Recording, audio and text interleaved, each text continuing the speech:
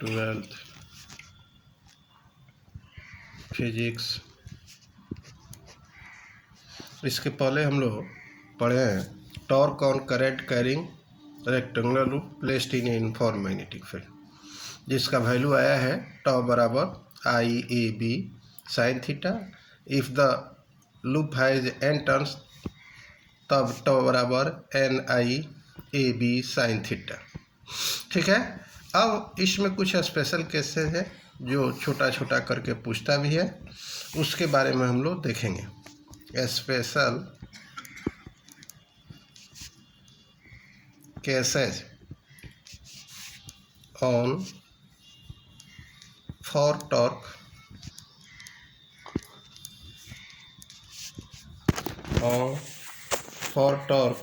On current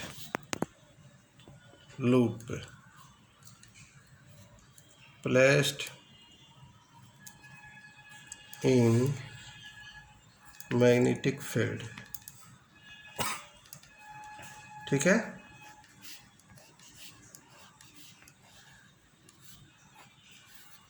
अब देखिए पहला है, कहता है कि if the plane of the loop और coil is parallel to the direction of magnetic field, लिख देते हैं if the plane of the loop or coil is parallel to the direction of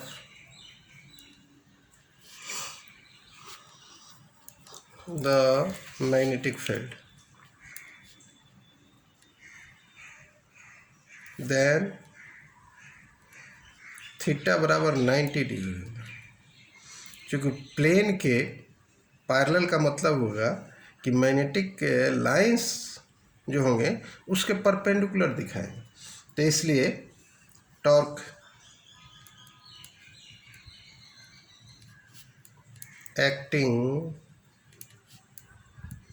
on the loop tau बराबर NIAB sin theta, where n is the total number of turns of the coil or loop, I is the current flowing through the coil, A is the area of the coil or loop, और B is the magnetic field strength। यहाँ sine theta के बदले हम लोग 90 degree, चूँकि theta का value यहाँ 90 degree, तो टॉ बराबर क्या हो गया NAIB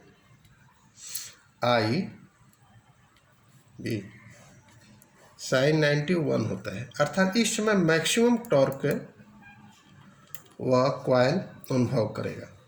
अर्थात मैक्सिमम टॉर्क लगने का क्या कंडीशन है, तो maximum torques if the plane of the loop और coil is parallel to the direction of the magnetic field, तब वहाँ मैक्सिमम टॉर्क वह कॉइल अनुभव करेगा।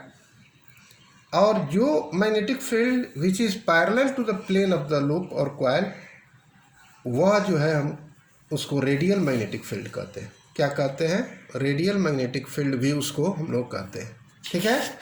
अब दूसरा देखिए, दूसरा है कि if the plane of the loop, if the plane of the loop or coil is perpendicular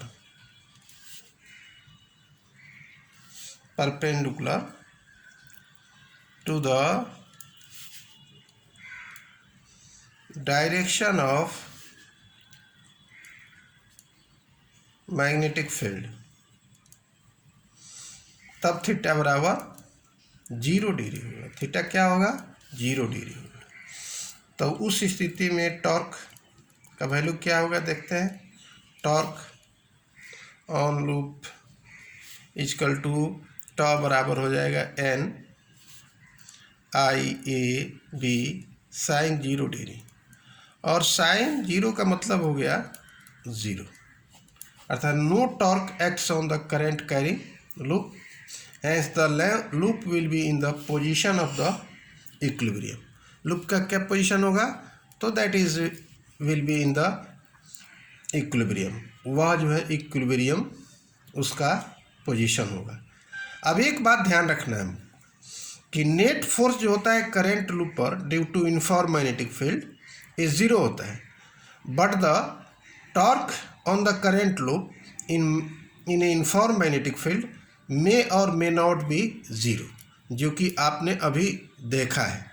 ठीक है, अब देखिए इसी पर एक न्यूमेरिकल देखते हैं छोटा सा कि कैसा होता है numericals.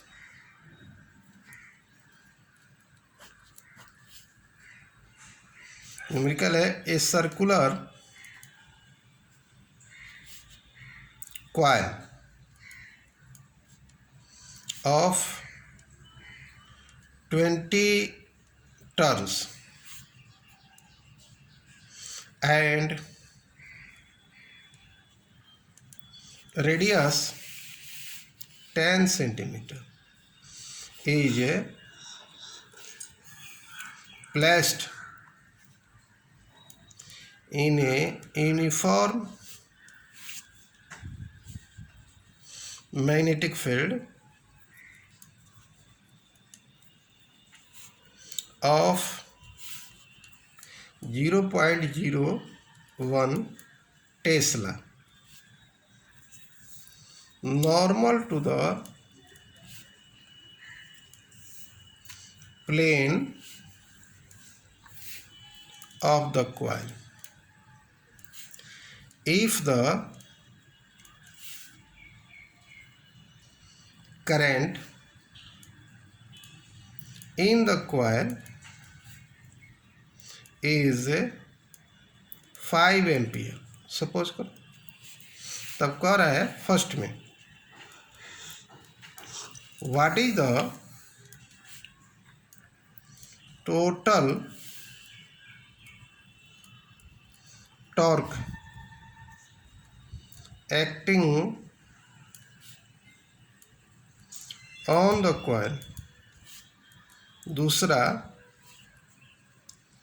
also find the torque if the field is parallel to the plane of the coil. ठीक है, देखिए कह रहा है कि एक सर्कुलर क्वाइल है जिसमें 20 टर्न्स है एंड रेडियस 10 सेंटीमीटर है, और इसको हम मैग्नेटिक फील्ड में रखा गया है, जिस मैग्नेटिक फील्ड का मान जो है 0.01 टेस्ला दिया गया है, जो कि normal to the plane of the coil है। If the current in the coil is 5 ampere, what is the total torque acting on the coil. दूसरा कंडीशन में कहता है कि उस समय भी आप टॉर्क का वैल्यू ज्ञात कीजिए यदि फील्ड जो है parallel to the plane of the coil होगा। तो देखिए यहाँ क्या क्या दिया है, पहले नोटेशन में उसको हम लोग लिखते हैं कि क्या क्या दिया है। फर्स्ट में दे दिया है टोटल नंबर ऑफ टर्न्स 20 दे दिया है, रेडियस आपको 10 सेंटीमीटर दिया है, और इसको हम लोग 10 टू द पावर -2 से करेंगे तो मीटर हो जाएगा, that is 0.1 metre. Magnetic field strength B बराबर दे दिया है 0.01 टेस्ला। करंट का वैल्यू दे दिया I = 5 एम्पियर। फर्स्ट केस में थीटा = 0 डिग्री होगा, तो यह 0 डिग्री होगा, तो फर्स्ट केस में हम लोग क्या ज्ञात करेंगे, टॉ बराबर NIAB साइन थीटा। तो यहाँ थीटा के बदले 0 डिग्री देंगे, तो यह साइन 0 होता है, no torque acts on the in this case. अब कह रहा है कि पैरेलल जब होगा तो आप जानते हैं अभी केस बताए हैं, थीटा = 90 डिग्री, फील्ड क्या है parallel to the plane of the coil, तो उस केस में थीटा इक्वल टू 90 डिग्री हम लगते हैं। तो इसलिए टॉ बराबर यहाँ हम लोग रखेंगे सबका वैल्यू। अब यहाँ टॉ बराबर हो जाएगा 90 डिग्री रखेंगे तो NIAB सबका वैल्यू रख देंगे, सबका वैल्यू दिया हुआ है, अर्थात 20 गुने 5 गुने, और एरिया के लिए हम लोग क्या करेंगे पाई आर स्क्वायर कर देते हैं ये भी। तो इसलिए 20 गुने 5 गुने पाई का मतलब है 3.14। आर का वैल्यू हो गया आपको इसका 0.1 स्क्वायर, और बी का वैल्यू हो गया 0.01 टेस्ला। सबको कैलकुलेट करोगे तो लगभग इतना आ जाना चाहिए, 10⁻⁻² न्यूटन मीटर। ठीक है।